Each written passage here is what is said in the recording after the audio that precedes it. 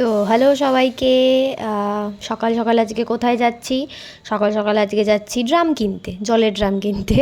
জলের ড্রাম ফেটে গেছে, ওই কারণে এই রোদের মধ্যে আমি আর বাবা বেরিয়ে পড়েছি। আমি মুখে সানস্ক্রিন মেখে সুন্দর বেরিয়ে পড়েছি। বেরোনোর কোনো ইচ্ছা ছিল না, তবু একটু ভাবলাম যাই একটু ঘুরে আসি। বাইকে করেই তো, হেঁটে হলে যেতাম না।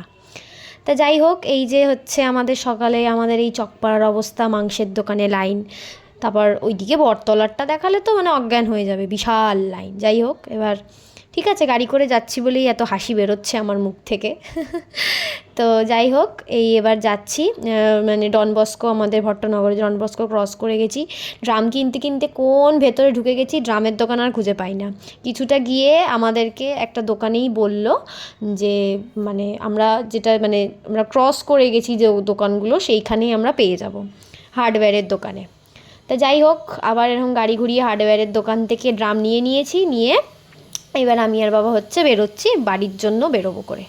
এই যে ড্রাম নিয়েছি। হ্যাঁ, বাবা টাকাটা গুনে নিল। এবার এবার উঠবো। এবার বাবা তো ড্রামটা আমার হাতেই দেবে, আমাকে নিয়েই বসতে হবে, কিছু করার নেই। তা এই যে আমি এবার বাড়ি বাড়ি বলছি, সরি, আমি এবার গাড়িতে উঠবো। উঠে পড়লাম, প্রচণ্ড রোদ, এবার তো গরম লাগছে।